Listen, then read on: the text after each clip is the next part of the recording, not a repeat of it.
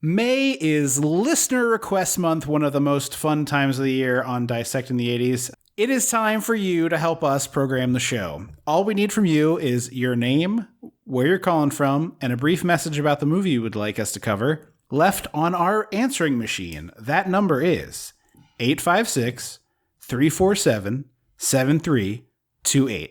It's 856-DISSECT, DISSECT. If you need to hear it again, use the back button on your podcast player so that I don't have to read a bunch of numbers in sequence. All we need from you is your name, where you're calling from, and what you'd like us to cover. So you say, I'm Trip from Washington, and the movie I think you should do is blank. Keep them short, sweet, to the point. Anything is on the table here between 1978 and 1992. We got those new years, so you can stretch your legs into them as well. Are we including our sequel rule? Yeah, why the hell not? Sure. Yeah, so if you want to pick if it is a movie, if there was a movie within that time frame that is a sequel to something earlier, the earlier movies count as canon. And if it had sequels after, those after sequels also count. So that's right. So if there's a new movie, one of these reboot quels you want us to do, those are on the table. If there's a movie that we did, part 7 of, but you want to see the first one, also on the table. A lot of options available for you now. So remember, it's 856-347-7328. Your name, where you're calling from, what you'd like to see us cover. You have until 11:59 p.m. East Coast time. When the clock strikes for April 16th, that's it. It's over. Echo of the last toll of the last bell of midnight. Exactly. It must be in before April 16th.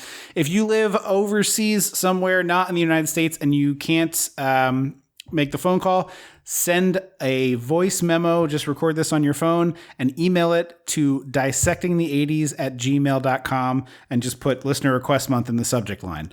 So voice memo, email. If you're not able to call into the number or it's going to cost you a bunch of money, that's fine. You don't need to do that.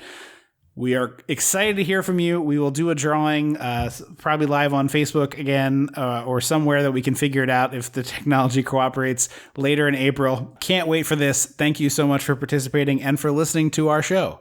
If you haven't yet, head over to patreon.com/dissectingthe80s to find out all of the awesome bonus content you can get. More of this show at the click of a button. You sign up, you get your own custom RSS feed, which means you can listen to the Patreon episodes in your favorite podcast player.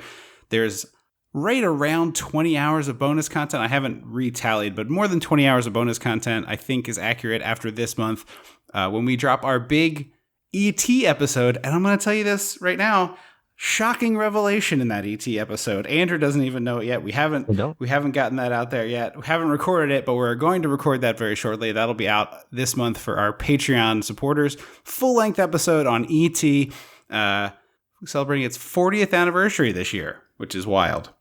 So that's patreon.com/dissectingthe80s. There's a $5 tier. You get a quarterly bonus episode, and you instantly unlock all the back episodes. At the $2 tier, you get a monthly email newsletter from us that lets you know a few episodes in advance what's coming up on the show, as well as some stuff we've been watching and are really into. We're always positive there, since sometimes we're negative here, so we try to counterbalance our energy in the universe. So check out patreon.com/dissectingthe80s, and then you can support this show directly. Welcome to Dissecting the 80s. I am Trip Lano, one half of the Mega Podcasting Powers, and with me, as always, is a man known to some of his friends as the lone biker of the gay-pocalypse, the Macho Mandrew. True Lano. I mean, hey, I've been known to pose with a motorcycle. He's got real leather daddy vibes. He does. The lone biker of the apocalypse. So sure, there actually is. There's a car within like a few minutes of my house, and it looks like it drove straight out of the 70s. It's like matte red with like yellow and orange stripes on it, and then I don't know what kind of car it is because I'm not a car person, but it looks and you've never just looked at the back. Well, no, but like it's not like an iconic specific car. It's not like, oh, that's a Mustang. No badging back there. Yeah. Okay. Like it probably just says like Dodge or like it's not like an iconic car specific. But it looks so vintage, and the license plate says Las Vegas.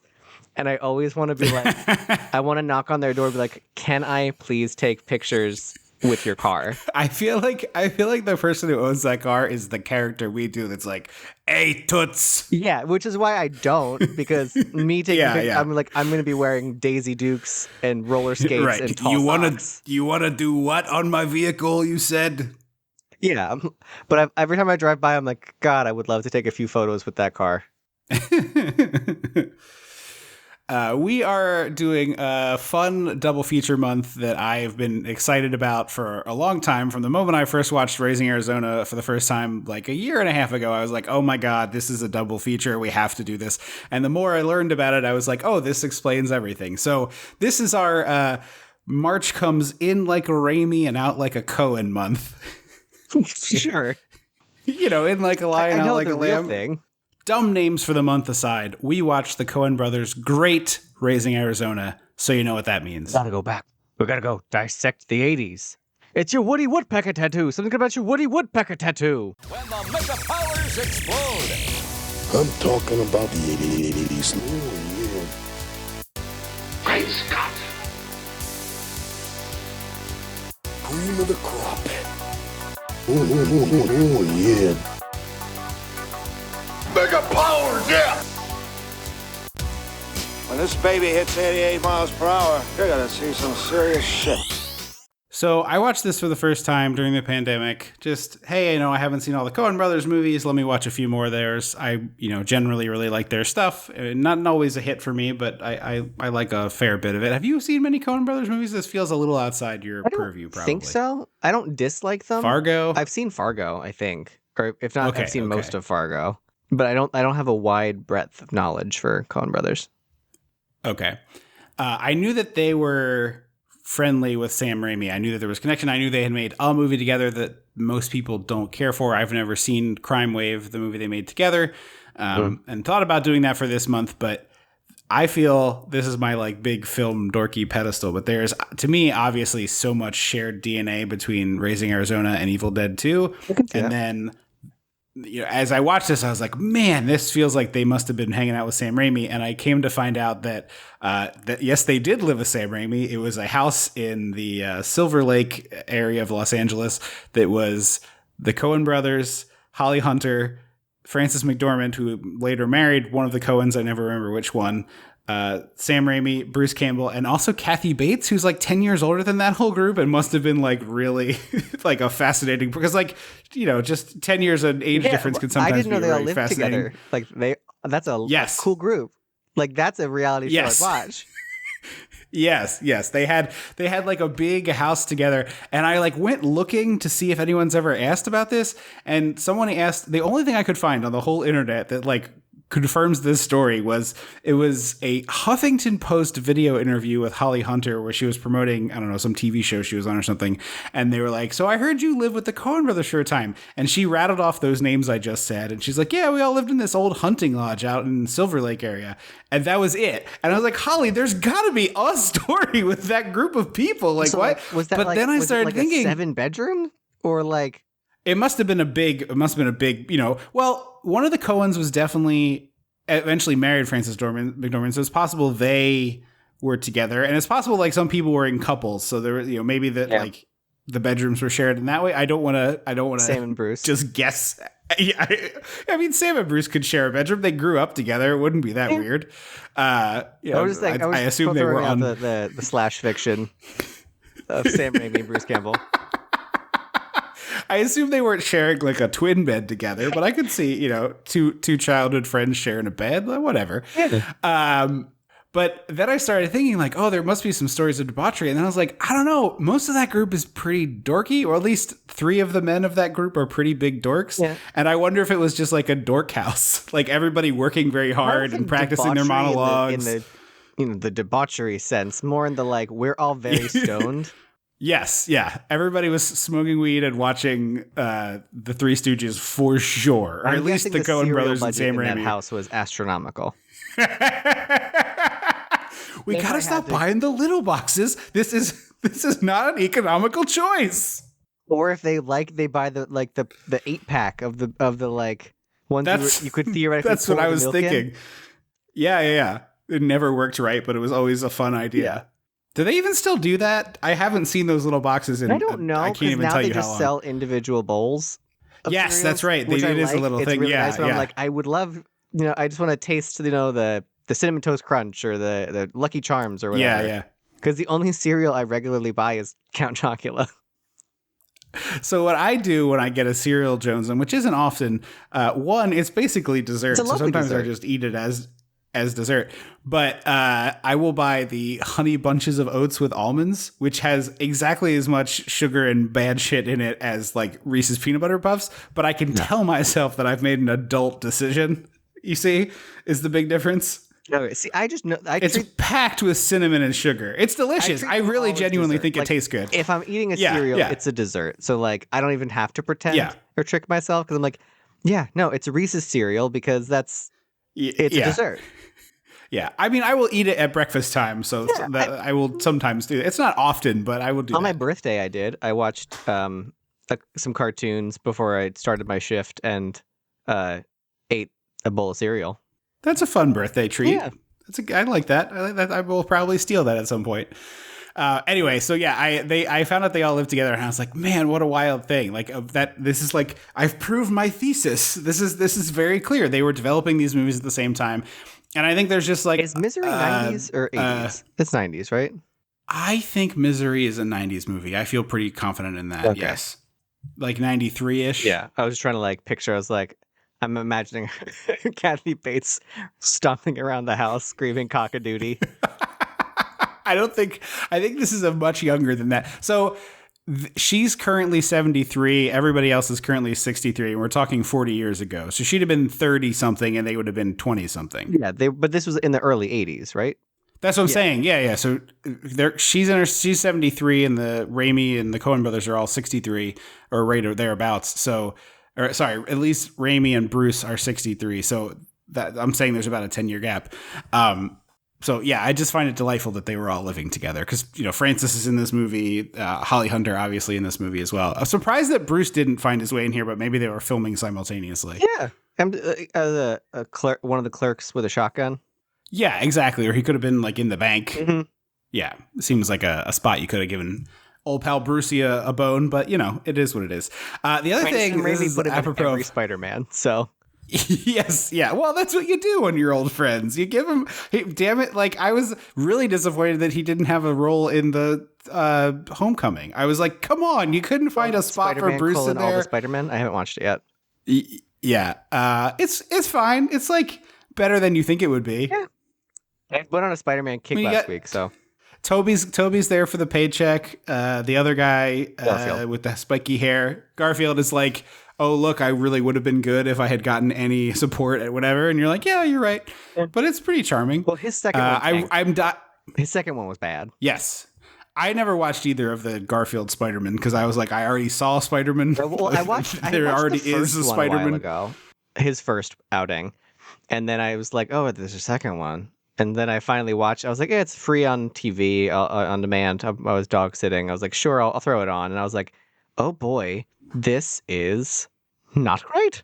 The issue I have with the Homecoming is it has the same third act as every Marvel movie. Not Homecoming. You're talking about what's it called? No Way Home. Yeah, they all have the same title. Homecoming is a Spider-Man. Spider-Man Homecoming is an actual Spider-Man movie. Yes, I have seen all three of the Marvel Spider-Mans. Tom Holland Spider-Man.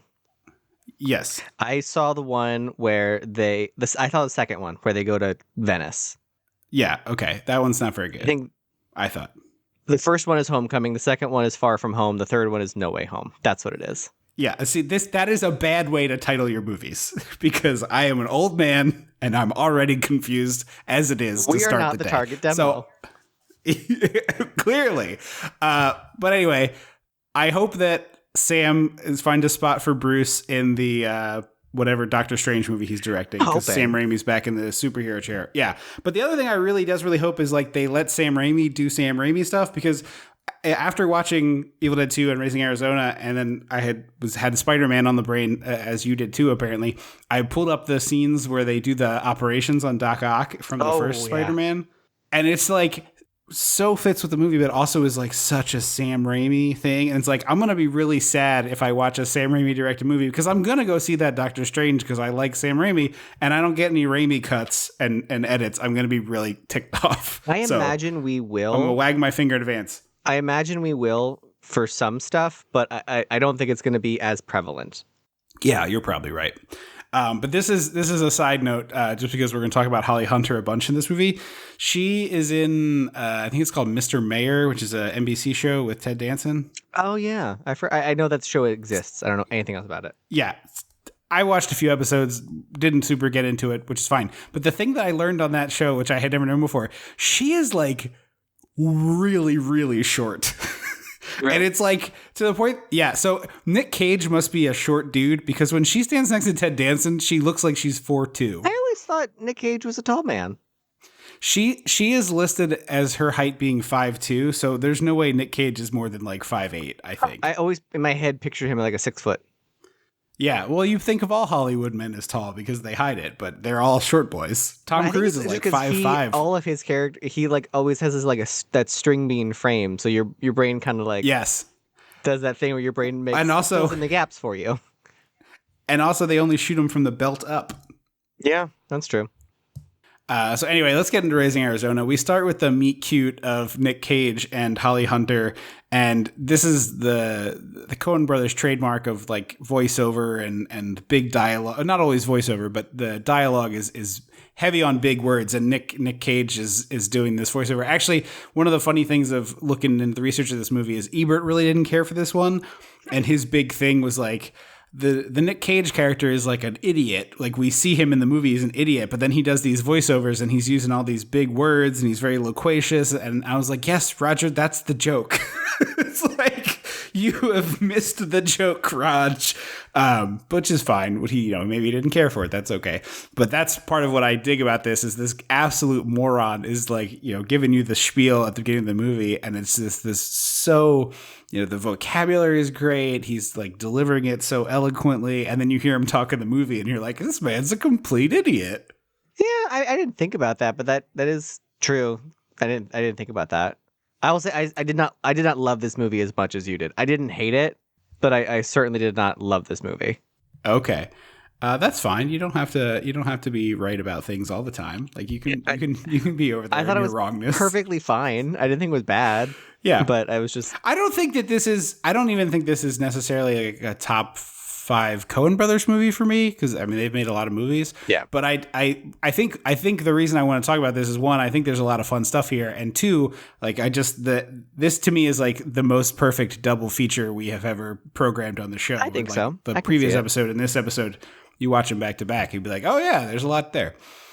So Nick's getting arrested. He is a small-time stick-up man. He robs convenience stores on a regular basis. And he calls Reagan a son of a bitch, so off the bat, I'm here for it. Yeah. Yeah, you're on board. I knew you would be. But Holly Hunter plays the police officer who is taking his picture, his mugshots, doing his fingerprinting. The third arrest for me to, because I was like, who is that? I think of her voice. I don't think of her face. Sure. I think of her as a she has a trademark voice, that's for sure. Way to shame the world. So he's. I don't think so.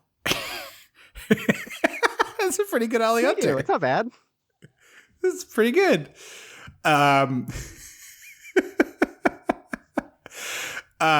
You got me all discombobulated. So Nick Cage is getting repeatedly arrested, and he serves a short stint in prison each time, and then he comes back, meets Holly. Recidivism, big problem in the criminal justice system in America because we don't do any rehabilitation when people are in prison. So of course Nick Cage doesn't get rehabilitated; just gets shuffled in and out of the system as many times as you can. Mm-hmm.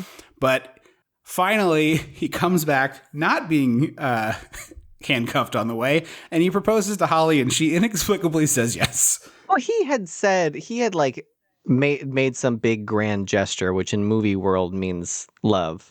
But the one, one time true. She was taking his picture, she was crying, and she said her boyfriend left her, and he was like, "I'll beat him up because he's stupid for leaving you," or whatever.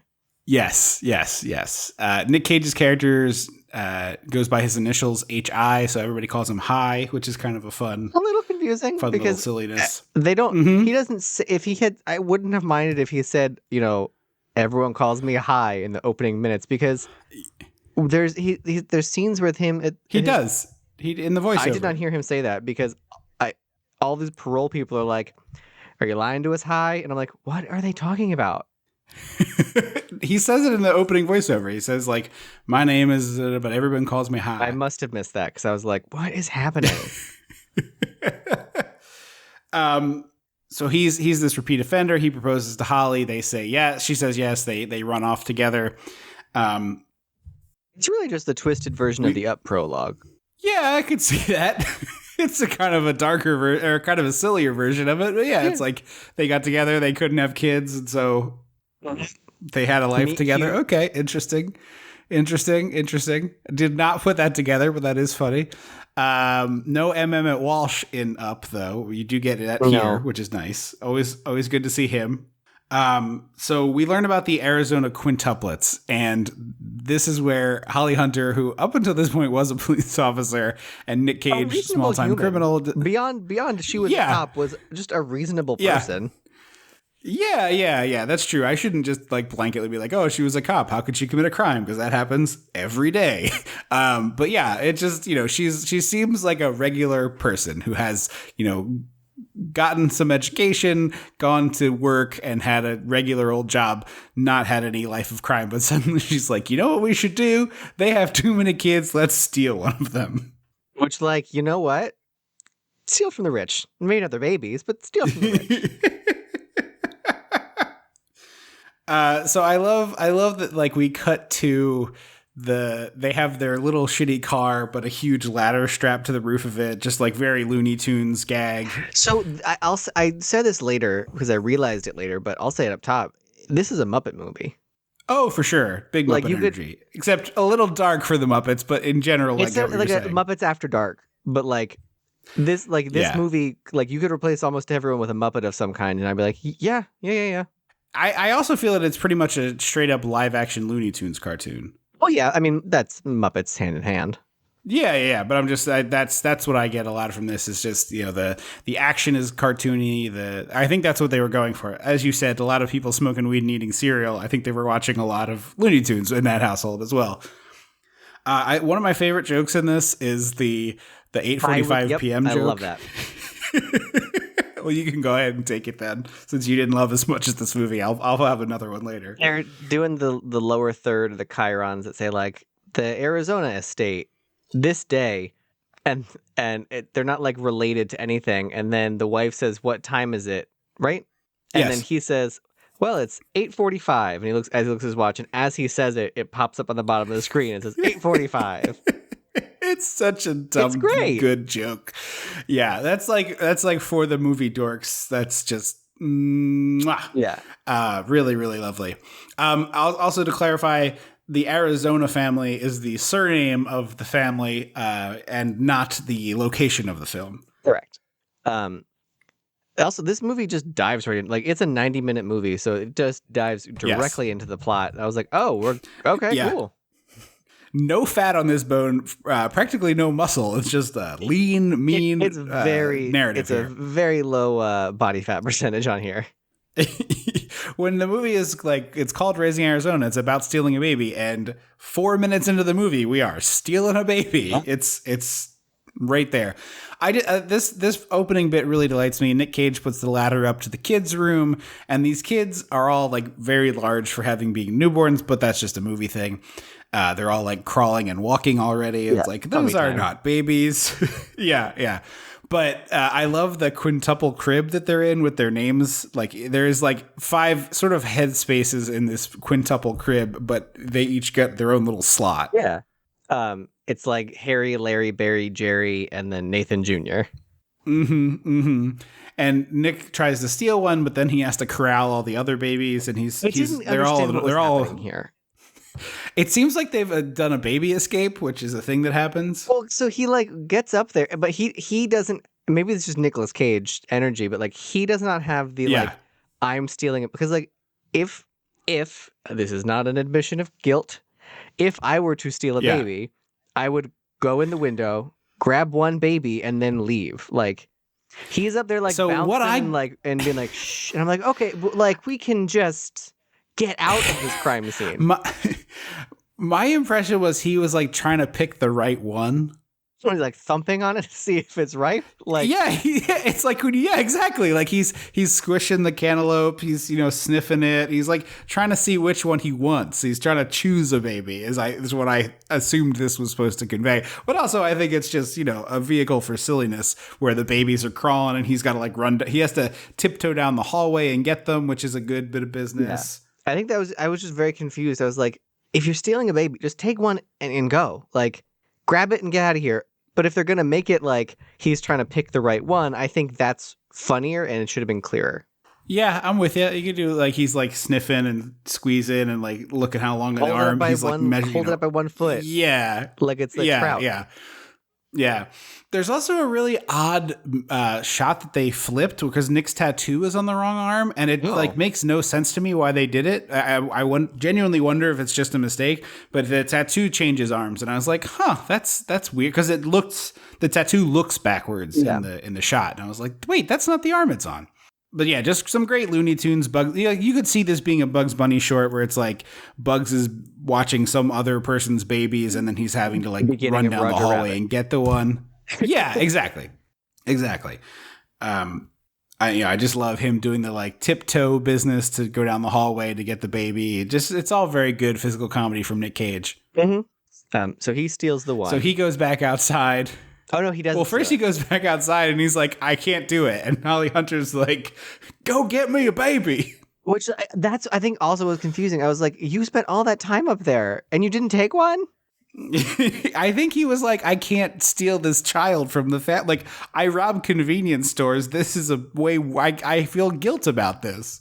So he goes up and steals one, and then Holly Hunter is like, she's like, I love it. I love him. She's like, we did the right thing, right? Like they couldn't handle it. And I was like, they were rich. They have the staff to handle any number of children.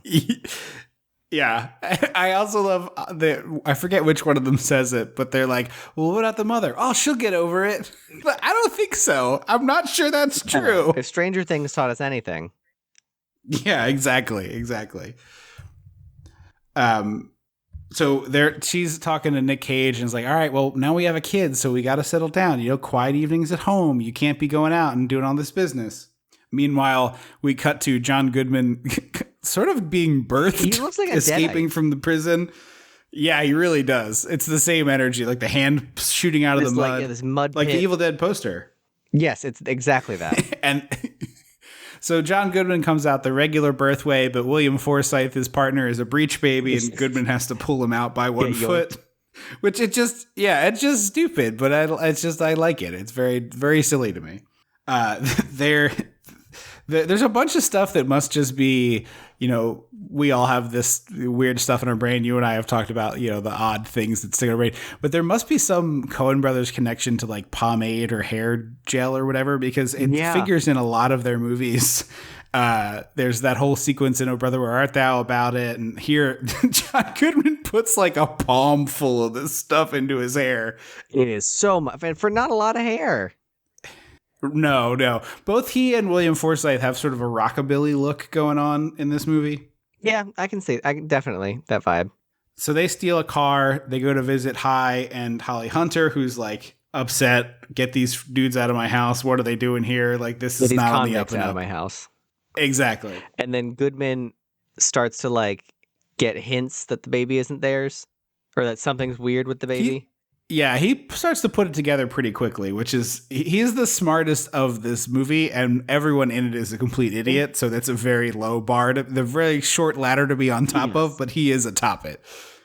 Does Nicolas Cage? I think that's braces? what because there's some scenes like this scene where his teeth look weird, and I was like, does he have those weird? Clear, I didn't like not Invisalign, but like where the brackets are like clear plastic. I didn't clock that, but it's certainly very possible. Yeah, I was like, I should have like rewound and like looked at it further, but yeah. It also could have been like maybe he had sort of something for this movie to make his teeth look different. I'm not sure. I've always really liked movies about dumb criminals. That's why I like a lot of the Coen Brothers stuff. They also are clearly fascinated by idiots who are criminals. But the people in this movie are spectacularly stupid in a way It's that's a really next delightful. level. Like, yeah. But it extends to pretty much every character in the whole movie. Like, everyone you meet is a complete moron. Just like you wonder how they could function as human beings. How are you alive? So this is where we meet the lone biker of the apocalypse, who I think gets a name, but is in this movie as a bounty hunter and is just a complete. It's like, what movie? Like, he rode out of Mad Max. He got on his motorcycle and he drove out of a Mad Max movie straight across the celluloid from, like, it was showing in an adjacent theater, and he biked into it from that. He actually, honestly, I think he feels like he's coming out of Last Action Hero. Yeah. He like yeah, for sure. throws grenades at bunnies and shoots lizards. Like, Yes, yeah. The bunny, the shot of like the bunny hopping and nibbling on some grass and him uncorking a grenade at it and then cutting away to a huge actual explosion is very funny. it's lovely. Well, this dream, because this is a dream Nicolas Cage is having, we think, and at first Yes, it looks yeah, like yeah. a Sarah Connor's dream because it's like just flames Yes. in a chain link fence, and then Ghost Rider shows up. Like this dude looks like Ghost Rider. Yeah, he really does. We get a Raimi shot of the front of the Arizona house, like zooming It's up and I've never seen it. Perfectly placed. Yes, but also it goes up, which is not like normally a Raimi shot maybe goes up over a car or something like the height of a person, but this goes up like a ladder to the window, which I've never seen. It's like the Coen brothers were like, oh, that's a cool technique. We're going to do our own version of it. That's really cool. Well, I don't think Raimi's ever had a 2-story. He's not really a 2-story kind of guy until recently. I don't mean no offense. He had a 1-story budget for his movies. Yes, I mean no offense to the man, but until no, it's very accurate. It's years great. Or so, it's been a 1-story budget. Oh, that's great. That's a really funny way of putting it, but I think you're exactly right. I just spent a ton of time being like, how the hell did they do this? I think it was because I couldn't figure it out. So I think it was 3 people. I think it was one on each end of the 2x4, and then one wasn't holding it but was at the camera, but running with them, so that when they got to the ladder, he could grab it and then walk up the ladder with it. Is my thought. That would make sense, but it keeps the jiggle, so like he'd have to climb the ladder while holding it. That seems incredibly dangerous. I mean, these are serial eating high people, so yeah, that's true. That's true. Yeah, I'm sure you could find it out there. But if I ever got to meet one of the Coens, I'd be like, hey, I have a very specific question. How'd you do this shot? And they'd be like, oh, surely you're talking about something cool from Fargo or, Hail Caesar or one of our many Oscar winners. Like, no. I want to talk about Raising Arizona and the Raimi shot you stole but piped it up a window. Is that the only time that the Coen brothers have used that? You've seen more than I have. I don't know the answer to the question. It's not anything that is stuck out to me in such an obvious way, but I'm not sure. They also like I could see them doing it in some of for a while they would alternate between like something very serious and straight and then something kind of loopy and weird. Yeah. And I could see the loopy, and I assume that was because like they always claim that they did everything together, but my instinct in watching it is like, well, I assume that one of them prefers one of this and one of the other prefers the other. You know so do they just swap directing? And they both, because they used to swap credits. Joel is credited as the director for this. I think. They used to swap credits, and then they started getting credited together, and then one of them retired, and the other one just did a Macbeth adaptation that people have spoken Oh, is that really the one with Francis McDormand? Yes, and Denzel. I didn't know he was involved in that. It's all him. Like, I didn't know it was directed, a Coen production. A singular Coen production.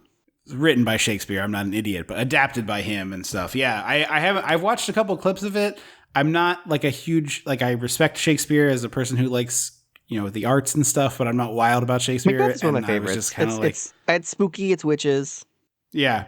I'm sure it's entertaining and it looks interestingly shot, but I was just kind of like, it seems like all these, like, whenever these creative type people get cooped up, they're like, I'll do a Shakespeare. Because didn't human turd Joss Whedon do a Shakespeare after the writer's strike? Yeah. It was because he apparently, like, would have his actor friends over and they would just read, like, perform Shakespeare in his living room, and then he was like, let me grab my camera. Yeah, so we find out the baby's missing. We have all these investigators at the Arizona house, and Mr. Arizona doesn't want anything to do with this investigation. He's like mad that it's being conducted, which is kind of a funny thing. He's also always plugging, because he delivered his press conference and then ended it with being like, but our store is open. My store is still open. Come buy furniture. He's a furniture magnate. Sorry. Furniture magnate would be a very bad superpower. A useless superpower. It's like it's just a guy walks into an IKEA and gets annihilated, turns into a red mist. So he's like, we're gonna get the guy who to kidnap my son, and also come down for a great price on a duvan.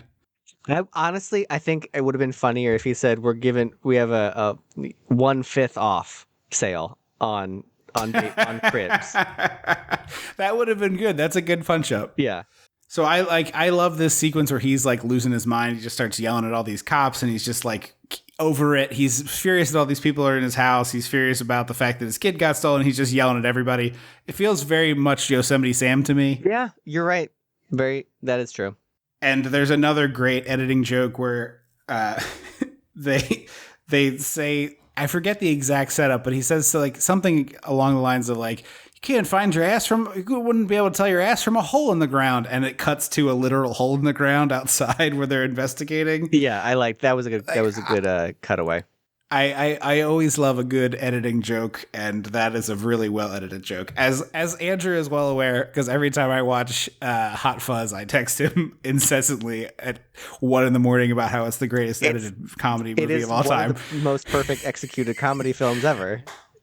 Yeah, and it is because it is. I think it is the best comedy editing anyone has ever done, because like a third of the jokes are edit jokes, and it's just like written and shot and edited. Of course, all those things are in syncopation, but in the specific of just like, you wouldn't know your ass from a hole in the ground, cut to a hole in the ground will never not get me. Mm-hmm. I'm a simple man. I like a good editing joke. I also don't know which baby no one knows which baby was kidnapped. They all keep saying, I think it was Nathan Jr. Yeah, I do love that part, and I think we joked. I think in the text that this is a movie that our mom didn't care for. The basis of a baby being stolen is never going to be a comedy for her. She just can't. That would never work. But yeah, it's delightful to me. Like, so which one of your kids is it? I don't know. One of them. There's 5. Yeah, I fully see why this is not a mom pick. Yeah, but I think it's delightfully funny. So we cut to Frances McDormand, and I wrote Sam McMurray is the other guy who also playing a complete idiot in this. Frances McDormand is almost unrecognizable. Oh yeah, totally different. They opened the door to her, and I was like, "Is that Frances McDormand?" I was like, "I know she's like I know she's in the Coen Brothers rep theater," right. But I was like, "Let me check," because I don't know what it is about her, because she's very like Tony. I think she's similar to Toni Collette in that she can like chameleon herself into different things. Mm-hmm. But I was like, something about her in this role, I was like, I almost didn't recognize you, lady. Yeah, I totally agree. She's also she's done up in this sort of like 50s housewifey way, which I think helps add to what you're talking about. Yeah. But even here, where she's got a very small part in the movie, dynamo. I mean, just Frances McDormand is so good. She's great. I'm a huge fan. I am a huge fan. Almost Famous, her as the mom in that is just like such an incredible performance. Yeah, really, really impeccable. She's always a treat. Frances McDormand performances I liked, but my brain kept putting Toni Collette in, and I'm like, no. There's been more than one time I saw 3 billboards outside Ebbing, Missouri, because I was like, this isn't really my. No, but it sort of wants to be. Yes, but I was like, this isn't really my cup of tea, but I'll go watch it because of Frances McDormand. And I was like, she's great, and I never will watch this again. Yeah. Much like she was in that Oscar winner Nomadland, which I'm like, I'm sure she's amazing in it, but I do not want to watch a movie about the depressing lives of people who have to basically be migrants and go from Amazon warehouse to subsistence live. No thanks. Too depressing. Yeah. The only thing I can think of right now is, and I'm hoping to God it's her, not Toni Collette. Miss Pettigrew Lives for a Day. It's like 10, 15 years old, I think, at this point. I know that movie, but I don't know if I know that is a title of a movie, but I don't know anything about it. She plays maybe like a I don't know if maid is the right word, but she's like a helper to like a upper crust lady in the 20s or 30s. And then she's like, we're going to go to all the fancy things. And she gets to like sit at a fashion show and like do stuff.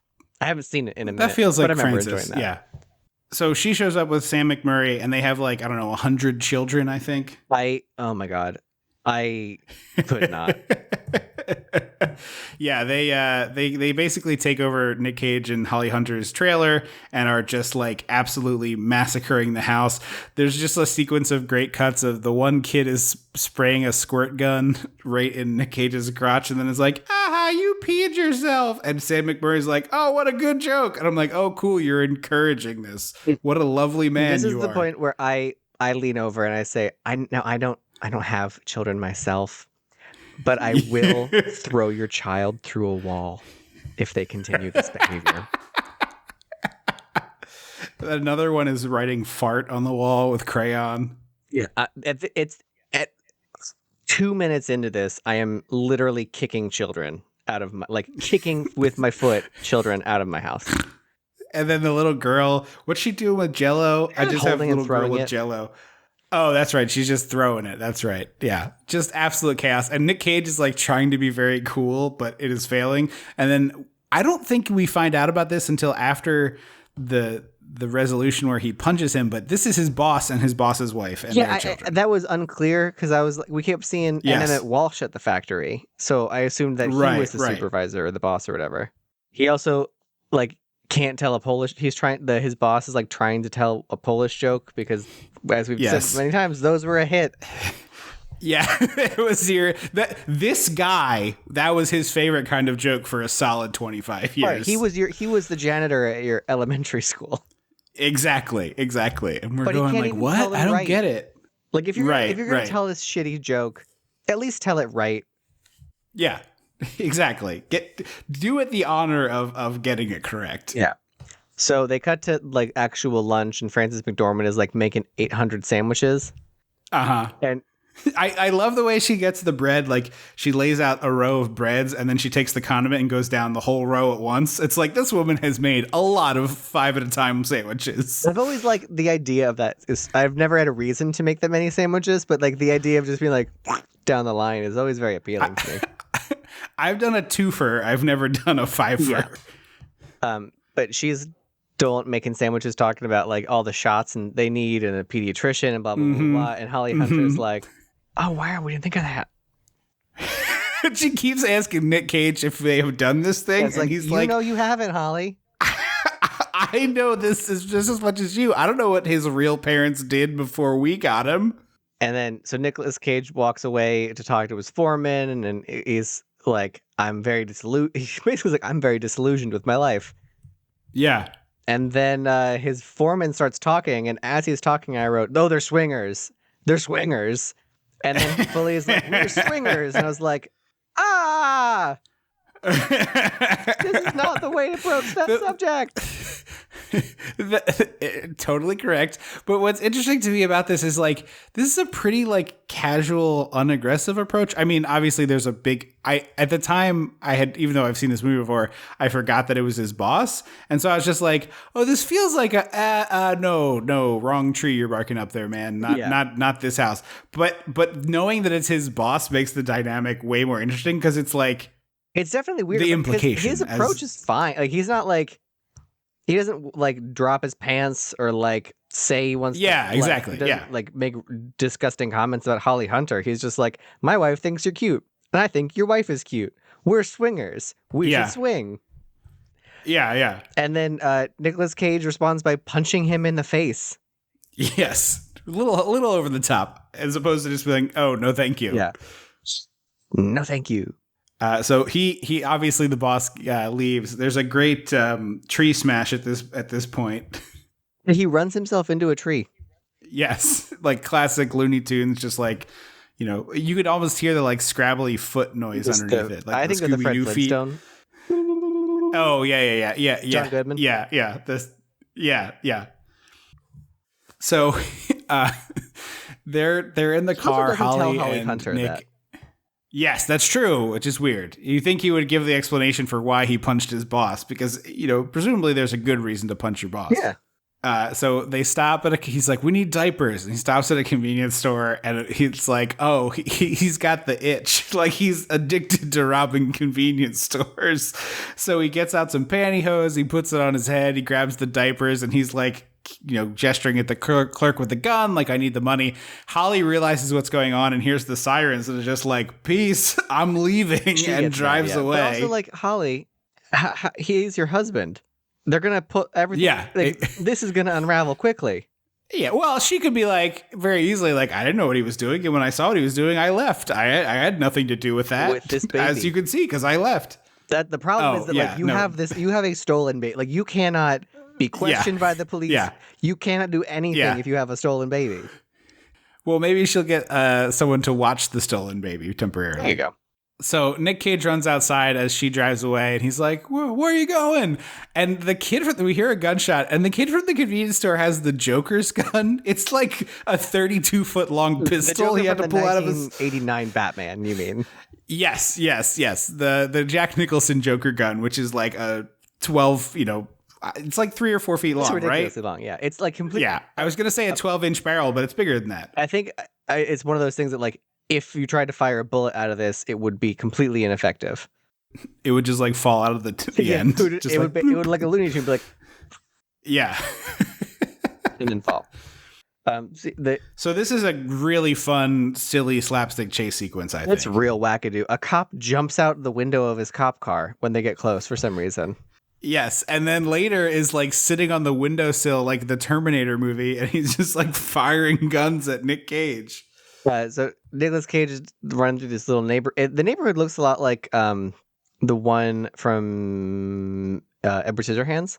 Yeah. Even though it's night and like, but there's something about like the layout and the houses feels very that. It's like a 50s planned community type vibe, 60s planned community vibe. So he drops the diapers in the shootout and has to keep running. At one point we get the Ash Williams run through the house moment where like a shaky cam follows him running. That's the other. So the first there's that Raimi edit, and I was like, oh, that's interesting. And then when this happened, I'm like, oh my god, this is just doing bits of Evil Dead 2. I know this.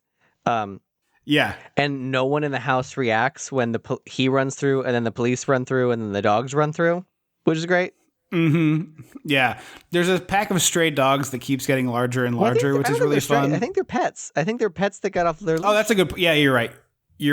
And then it leads to a really awesome dog stunt where there's a dog chained up in a backyard and Nick Cage is exactly as far away as the dog's leash, but the dog does a big running leap and like comes like an inch short of hitting him in the face. And I have no idea how they did this stunt. I hope it was just that somebody off screen just held a dog up. Pray to God. Yeah, then it was just like, I'll hold the front legs and I will just point it at the screen, but you never know. So hopefully the Coens aren't monsters. Yeah. But then so it turns out the convenience store clerk is still chasing him with a gun, but dude, yes. You do not get paid enough to care this much. No. And also it was diapers. Who cares? That's also, sorry, capitalism. If I'm working somewhere and someone steals diapers, I'm letting them go. Yeah. I mean, to be fair, he does stick a gun in the guy's face and take the money in the till. So it's not just the diapers. But if someone is stealing just diapers or just baby food or whatever formula. Totally. Yeah. You're walking out of here and I don't really care. Sorry, capitalism. Right. I have never been paid enough to care that much about somebody stealing from me. Or not me, the store that I work in. Yeah. God, no. So at this point, the cops are like skidding all over the place. The dogs attack the kid with the gun, and so the cops have to like avoid hitting that. Also, the clerk has abandoned the store. So yes, he did leave the store clearly wide open. At that point, Holly tries to catch Nick, but they still can't get through. So Nick is in a hijacked car that is being shot at. The windshield is missing from his car, and he's not wearing a seatbelt. Hijacking if the person's still driving? Is that still a hijacking? Or you call it like a kidnapping? I mean, I don't know. I feel like it's a hijacking and a kidnapping, but he gets launched out of the. We've gone This all chase around, sequence yeah. goes on for a while. So I've gone all around. But he gets launched out of the car, which is a fun bit. And then eventually they're in a grocery store. And all I could think of was, do you remember we did that road trip was it your high school graduation? Uh-huh. And we went to the grocery store that they filmed My Bloody Valentine 3D. Yeah, in. we posed in the alley outside too. Yeah, we took pictures in the alley, and then we went in the grocery store, and it was like I don't think it was one of the big chains. I think it was like a smaller mom and pop type If it was grocery a store. chain, it was like a Piggly Wiggly or like a regional thing. But I think it was more like Lou's Grocer or something. Yeah. But it was one of the old style convenience or grocery stores rather that they feature here where there's like a manager in like a tower for some reason. Like I've never understood why you would have, I guess to watch for stealing and his mom or like the guy can just be up there and be like, clean up in aisle 4, you know, like that's the monitoring system of the old days. But now we have the robot managers with the googly eyes at the giant. Yes. Yeah. We don't have googly eye robots down here yet, but I do think they're very cute. So he like sees Nick Cage and they're having a shootout in this man's grocery store. But all I could think of was when you and I were like in the aisle taking the pictures and then we were walking out of the store and the person up in the tower was like looking at us like we were the weirdest two people on earth.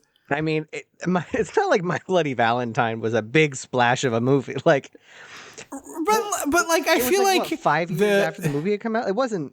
No, it wasn't 5 years after the movie came out. I think the movie was like 08, 07. So 3 years then.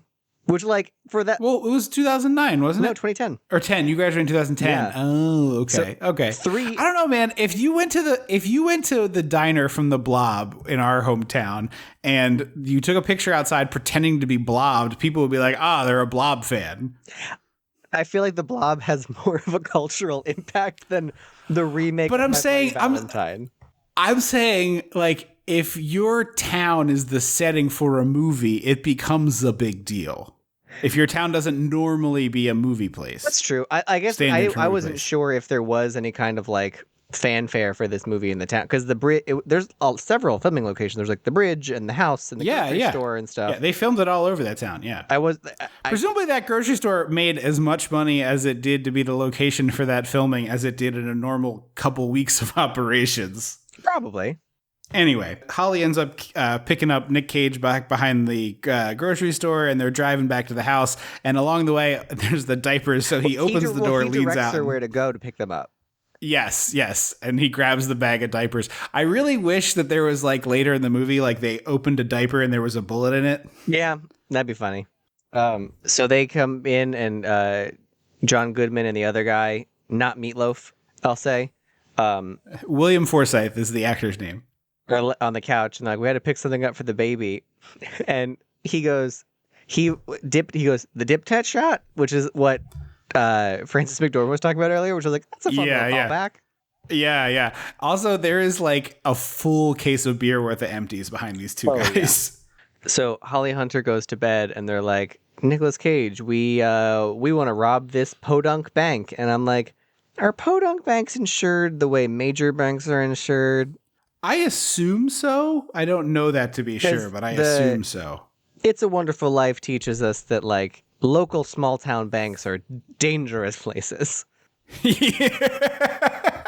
Well, no, the savings and loan in I almost said Pottersville in Bedford Falls is like a good place. Like they use that money to create like affordable housing for people. Yes, but it's like when all the money like.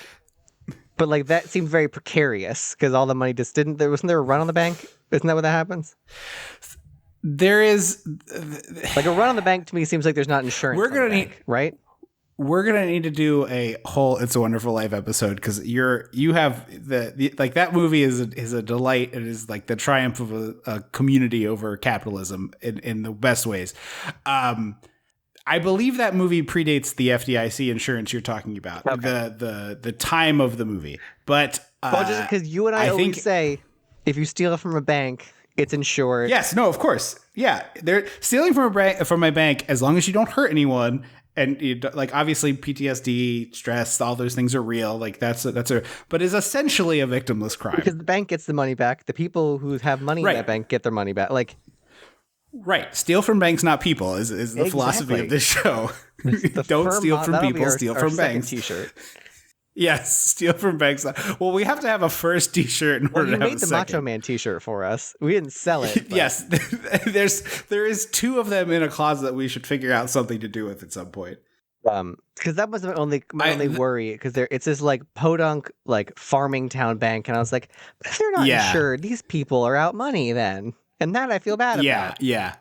I agree. I think I'm going to go with, I think it's probably insured just so that we can not feel guilty about this. But also the beauty of the fact, like they're telling him this big score they have. And the idea is basically at the end of the month, all these farmers get checks from the government. They go to cash these checks and they want them in cash. So the bank has a lot of cash on hand at the end of the month.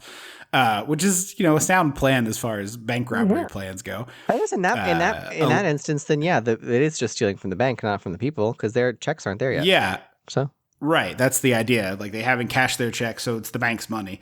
But they're going over this plan while slamming beers, and then John Goodman gets up halfway through and gets out this plate of fried chicken that he's just going to town on, and I just love every second of it. He eats fried chicken like he's in a gremlin. He's a gremlin. Yes. Yeah. So Nick writes a send off note to Holly to like he's going to go do this this robbery thing. Meanwhile, the lone biker of the apocalypse meets the eldest Arizona and it basically negotiates for the baby. And he's like, I want you to pay me this much. And Papa Arizona's like, no. And he's like, okay, well, I'll just sell the baby to someone who will pay me that much. And then Papa Arizona's like, this is blackmail. What are you doing? And it's like, sir, did you look at this man? Did he seem on the up and up to you? Look at him. He's telling you, he's being very upfront with you. He's being very honest. Yeah. I know what I'm worth. I have a very specific set of skills, and this is what they're worth. Yes. He also does a really great, character moment of the lone biker of the apocalypse grabs a fly out of midair, like it's still alive, wriggling in his fingers. Yeah. He also has baby shoes on his belt, which I didn't notice the first time. Yeah. They come back later. It's like, I don't quite know what that's supposed to be. It's like they almost treat it like he's a bloodhound or something. Yeah. So Sam McMurray comes to the house and he's got like a neck brace on and a black eye and like it looks like Regina George at the end of Mean Girls. Yeah, what's that? I guess it's like cotton. They like put it up your nose if your nose has been broken in movies. Oh, I thought it was. It's not like a cotton ball. Maybe both. It's like a stiffer cotton. It's like a tampon with no string. Yeah. It's probably what it is. It's just like a cut off hunk of tampon. But they always it's always in movies when someone's nose has been broken, they like have these tampon hunks stuck up their nose.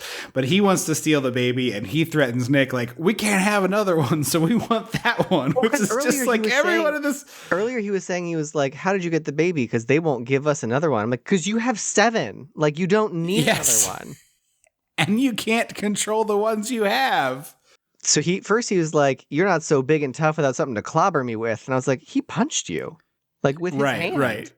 It wasn't a wrench or something. And then he's like, oh, well, we're going to take the baby because my wife, because, Frances McDorman wants one. And I was like, here's what we do now. We give them the baby and then call the police on them and get the reward money. Exactly. And then you take the $25,000 and you move somewhere where no one knows you and steal another baby. Like, it's just a chain of baby stealing. Is what presumably, it is. the second one you steal, that one's probably going to stick. But, Yeah, no, I definitely think they should have had an unending chain of baby snatches. So at this point, like everyone realizes that High Jr. is not their child, and everyone is trying to steal the baby back. I was shocked that the convicts did not have High's back, because he comes in and they're holding the baby and they're like, "We're taking him," and I'm like, "Hang on, I thought you would have been cool about this." Yeah. And the other thing is, like, it seems like the convicts are like, "Oh, we'll turn the baby in for the reward money," but it's not like you get out of jail free after that. Like you don't just drop the baby off and like shake it down and a check prints out. Like, exactly. It's like they're going to figure out who you are and then you're going to go back to prison. Yes. So Goodman and Nick Cage have a big fight here. And this is honestly like my favorite sequence of the movie. This is, I think the one in Evil Dead 2 is better, but this is basically Bruce Campbell fighting himself in the cabin. Yes. Honestly, if there was the technology for there to be 2 Bruce Campbells fighting in 1980, whatever, for Evil Dead 2, Yeah. we probably would have had this then. They had to wait till Ash versus Yes. Evil Dead to do that. But Yeah, the idea of like getting someone who looked like him and trying to shoot him from the back didn't occur to them. although I will say, when Nicolas Cage first flips John Goodman over him, there's a very clear shot of the stunt double, and it is fully like it's as bad as Nev Campbell's stunt double in Scream, when she gets like thrown. It's when Oh yes, I know the shot you're she's talking in about. her gray sweatsuit in the foyer, and I'm like, that's a linebacker. That's fully not Nev Campbell. Yeah. The other like this so John Goodman like was always a big person, but then he got, obviously much larger, and now he's kind of gone back down again. Mm-hmm. But he here is like husky without being like super heavy. Yeah. But his stunt double is a good 50, 60 pounds lighter than him, like very much smaller. What was the budget, apparently? They didn't have the budget. Yeah. There's also really cute insert shots of the other convict in the bathroom with the baby, like covering his, like cuddling him and like covering his ears, which is just very adorable and intercut with these like three stooges fighting. He's like protecting the head too as like debris starts falling around. Yeah, William Forsythe is like very, very protective of the baby. But I love the bit where like they punch a miss and it goes into a cabinet, and then they go to punch again, and he opens the door and he punches through the cabinet door, so both of his hands are stuck on either side of him. And he like went to do the wind up for the punch and hit like and broke a window. yes, because it's a small space. It's the They're fight fighting from a Kill trailer. Bill 2. Yeah, it has. Kill Bill 2 definitely owes a lot to this for sure, because that is also a fight in a trailer. Mm-hmm. I also love the one where he does like the Miss Trunchbull or Principal Trunchbull hammer throw. He like grabs Nick Cage and they spin around and around and around. Flying in the air. Yeah. That part I just loved to pieces. He goes through the bathroom wall after that throw, I think. Is that what it is? Yeah. And hits his head on the toilet. Because it's like, yeah. Like they obviously this is a set, whatever, but they make it seem like trailers are basically made of tissue paper. They have the structural integrity of the original Barbie dream house, made of everything made of cardboard. To borrow your thing, like the whole place is made out of feudal Japanese doors. Yes, exactly. It's a bunch of banners that high school football teams run through held by cheerleaders. It's just a big piece of paper. There are a few holes poked in it so that it rips right. So they steal the baby. They tie Nick Cage to a chair first, yeah. And then Holly Hunter comes home, and Nick Cage is like, "Oh, we're gonna get the baby back." And I love the shirt. It's this like pink and red Hawaiian number. I really like it. Which shirt are you talking about? The one he's wearing from here to the end. Nick Cage. Yeah, Nick Cage. Because I didn't catch this on the first time I watched it, but both William Forsythe and John Goodman are wearing Nick Cage's clothes. Oh, really? Because Nick Cage wears the same type of shirt through the whole movie. This like the shirt you just pointed out they're all this like Hawaiian-ish, or bowling shirt type shirt. Both Forsythe and Goodman are wearing his clothes because the clothes don't fit them right. Like Goodman can't button the shirt; his is just worn like over his undershirt, and he has this over it. And Forsythe has it buttoned all the way up, but he's bigger than Nick Cage, so it's like busting at each button. It's like really strange. I love that. I didn't either. Yeah, it's like the second time I watched it, I was like, wait a minute, that's Nick Cage's clothes, because they broke out of prison. They don't have any, so it's like makes total sense. So I think they're wearing their like prison escapee pants, and like I said, Goodman's got his undershirt on, but the top shirt is Nick Cage's. So the convicts drive to a general store and steal a bunch of baby stuff from the owner. Yes, and there's a cute little like. I chuckled at it. William Forsythe sees balloons and he says, "Do these make funny shapes?" The guy goes, "Unless you think round is funny." And then they get in the car. He gets in the car, and he's like, "I got balloons." And John Goodman goes, "Do they make funny shapes?" And I was like, "That's just a little moment." Yeah. Great Coen Brothers dialogue. And the other great part of that exchange is like, "We better hurry. I don't know how high that guy can count." Because he tells him to lay down and count to some, it's like some 800 something, like, 800, and then back down. Yeah, it's not a round number. He's like, count to 879. This was very concerning, because they find out that they left the baby on the roof of the car, and like I've left coffee. Actually, I haven't. I know people who've left coffee cups on the roof of their car, and that coffee cup is ruined. It's done forever. I once saw someone start to drive away with their cell phone on top of the car, and I was like screaming at them, trying to get their attention, and they stopped and were very wary. And I'm going like, the roof of the car. There's someone in your back and they seat with an axe. Exactly. They rolled the window down like a crack, and I'm like, your phone is on the roof.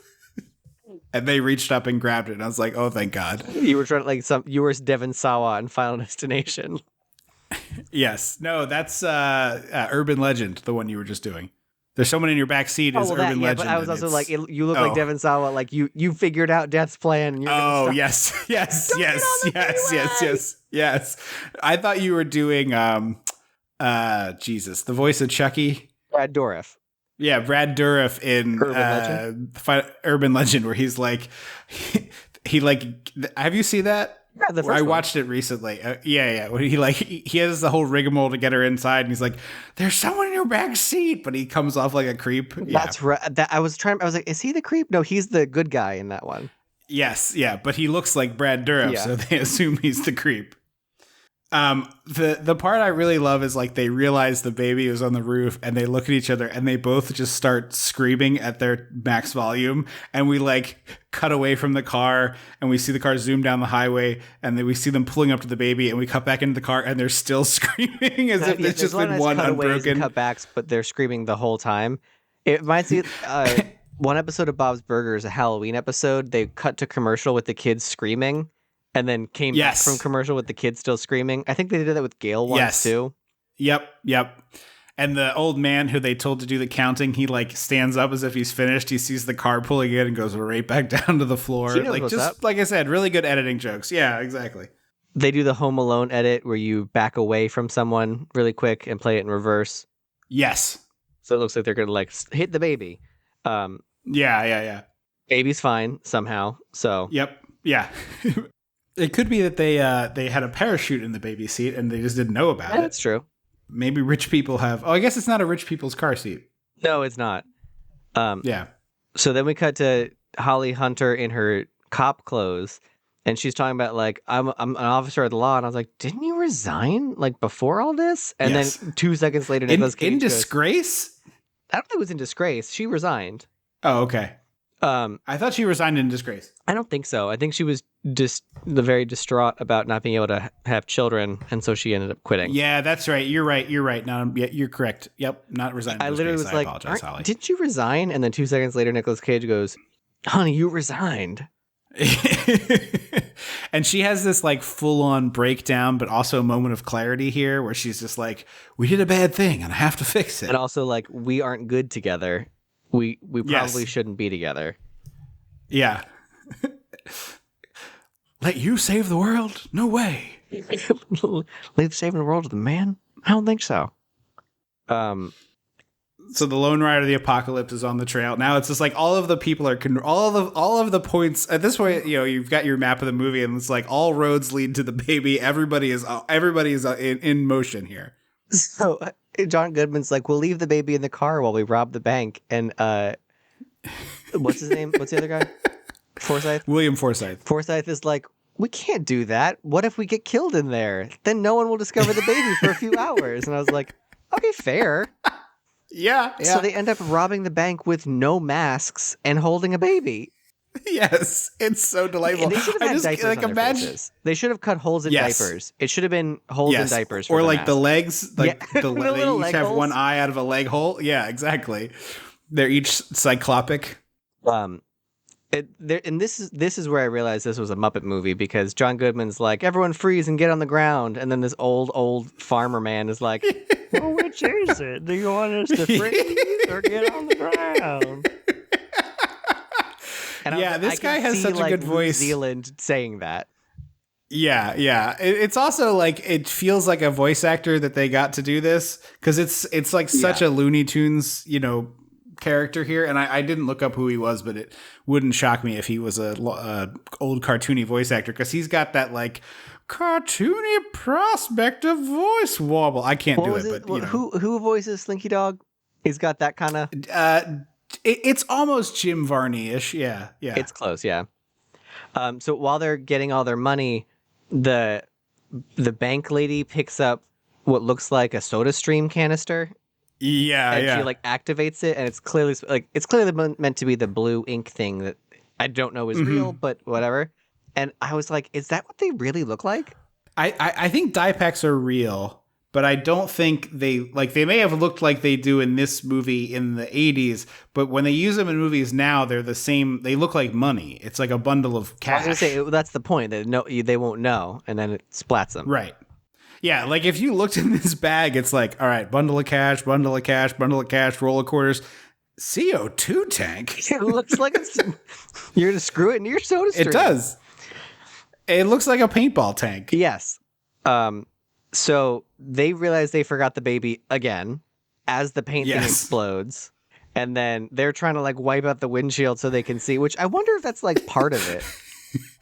Like, what do you mean? Why, like part of why they used explodey dye packs, like to obscure windows? I thought it was supposed to taint all of the money. I thought it was indelible, like on skin and stuff too. I mean, probably it certainly could do that too, but I always assumed it was to make the money tainted so you couldn't spend it or use it because people would be like, "What's wrong with this money?" It's money. What? So what? Yeah. That's good for that's good for the strength of the dollar. This money. Well, I mean, so we can't spend it. I mean, money's not real. They would just destroy it and print replacements. So. But allegedly, the rich people say if we do that, it devalues. So no, but I'm saying they would just replace this currency. Oh, okay. Like they send it to the mint. 50, right? There's $100,000 in ruined currency. Just destroy it and replace it with $100,000. Gotcha. Like nothing comes in or out. Then you can buy it as a novelty keychain. Exactly. You can buy some shredded cash. But yeah, the Goodman frantically wiping the windshield to the noises is just so good. He's a delightful physical comedian. He's really great. Good. There's a reason he was cast as Fred Flintstone. He's good. Yeah, the thing that I think is why I really have an affection for this movie is like to use the parlance of the youth. It's like everybody in this movie understood the assignment. Yeah. Everybody knows what movie they're in. Everybody understands the tone, and everybody is like, "Oh, got it. I should be this big. Mm-hmm. You need me at this level." Yeah. So Holly Hunter and Nick Cage catch up to them, and they realize they don't have the baby, so they drive back towards the bank to pick up the baby. As the Lone Rider, the Apocalypse drives through an explosion because I saw this explosion. I was like, "What happened?" I think he just threw a grenade well in advance of his motorcycle so he could drive through it. Probably. So he like scoops up the baby and like puts him, like wedges him into the handlebars of his motorcycle. And then Nick Cage gets kind of dragged behind the motorcycle, which was crazy. Yes. Yeah. He's like holding onto his shoe. He's holding onto his ankle, or he's like caught. Is his shirt caught? I thought he was holding onto like the wheel cover, the back wheel cover, because he's like, no. You know what it is? It's the thing where your foot rests. That like you put your heel on it and then you use your toes to do the shifts. Yeah. So he steps on Nick Cage's foot and like pins him to the motorcycle. And then they fight, and then Holly Hunter is like, "Give me the baby," but she's dressed as a cop, and I'm like, does he not know does he know she's not a real cop? Because you would think this would be a moment. Right, exactly. You'd think he'd be like, I know you're not a cop, and just he shoots her or something. Yeah. So Holly ends up grabbing the baby and like running through the bank, which is delightful because one of the people on the floor is like, you got to get down. And then he drives his motorcycle all the way through the bank, which conveniently has double doors on every exit and entrance. Yeah, of course. And then Nicolas Cage clotheslines him off the motorcycle. Yes, it's delightful. And then I really liked this fight because they were slapping each other, which like made it feel really fun and not serious. Exactly. It would be totally bizarre if they had like a real knockdown, drag out fight at this point in this movie. They're like open palm, like slapping each other.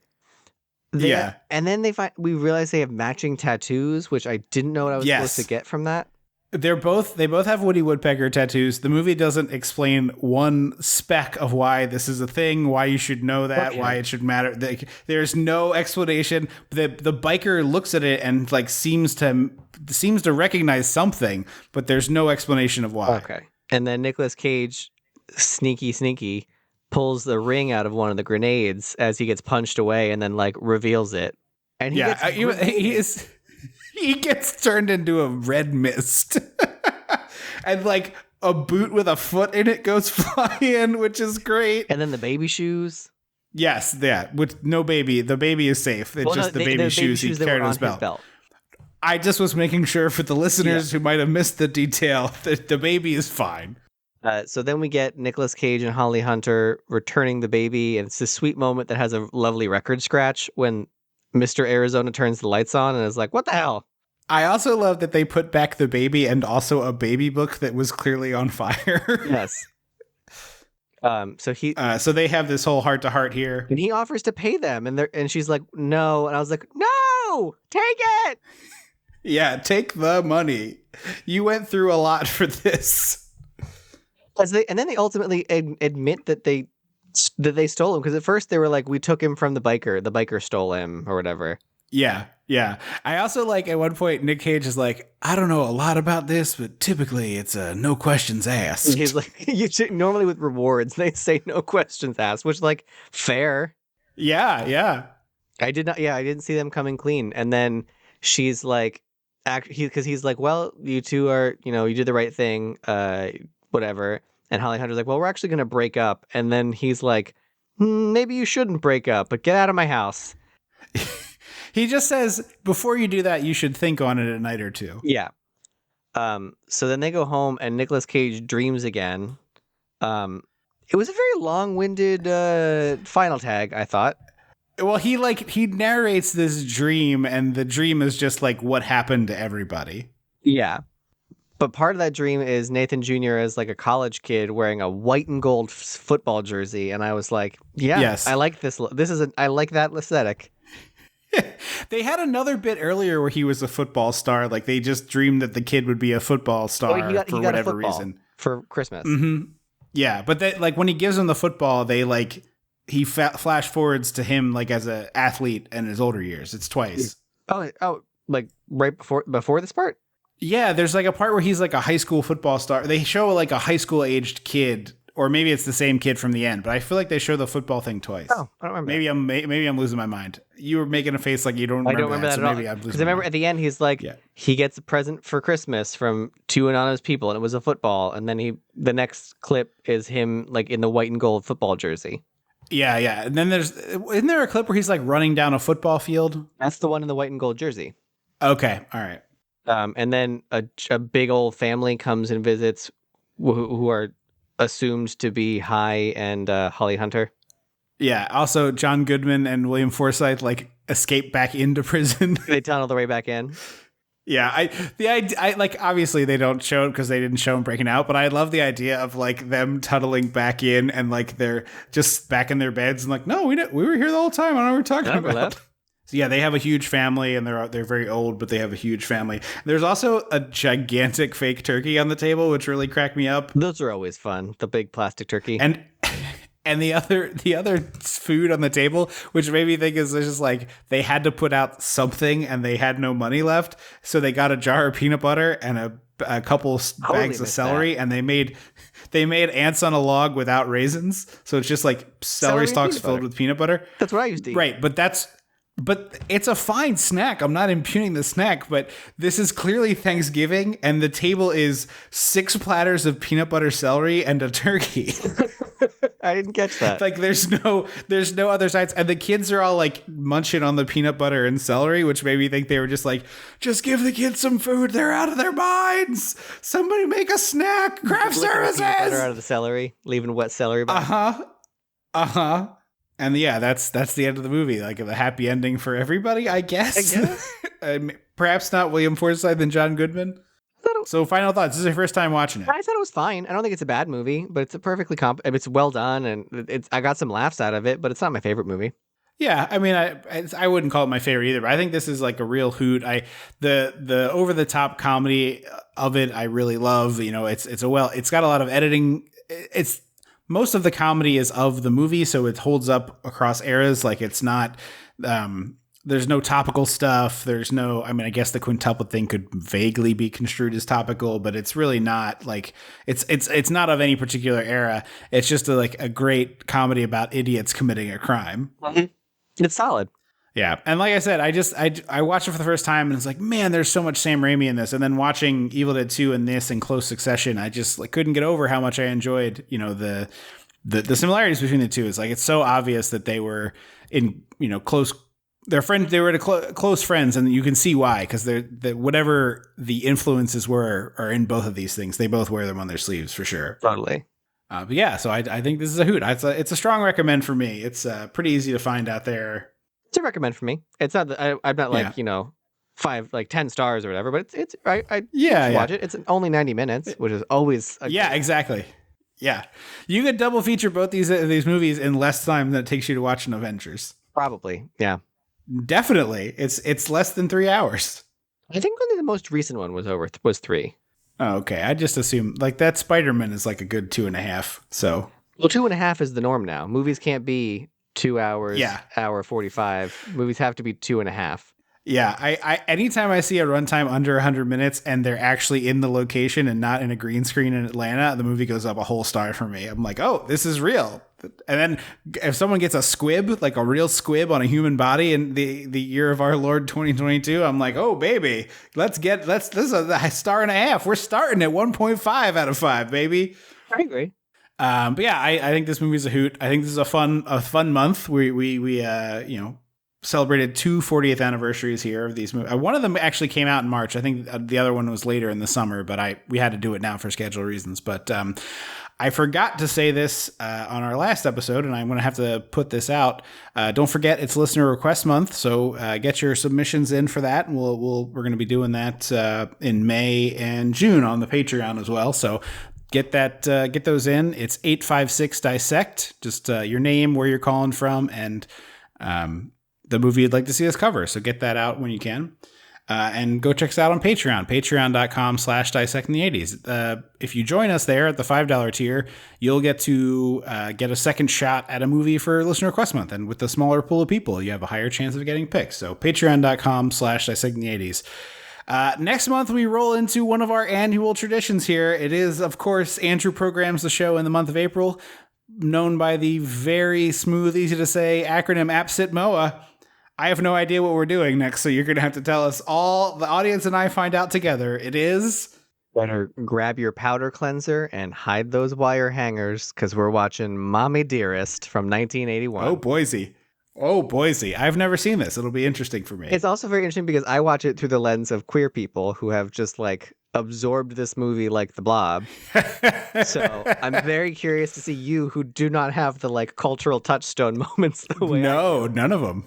Not a one. Well, I'm excited to watch it then. The number of quotes I can scream at my friends from this movie is insane. Well, we will be here in April with Mommy Dearest. Is that what you said? Okay. All right. I want to make sure I said it correctly. Okay. Don't forget to check us out on Facebook and Twitter. And don't forget to review the show if you haven't done that yet. Why haven't you done it yet? If you listen to the show and you like it, review the show. It takes a couple seconds and we read those on the air. So go ahead and do that. And then get those movie suggestions in. 856-DISSECT.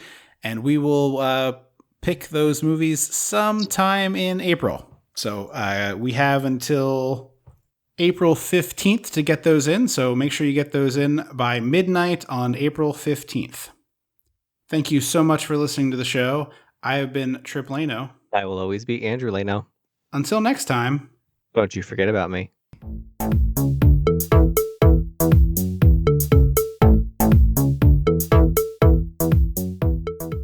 Dissecting the 80s is a Chum Some of This production.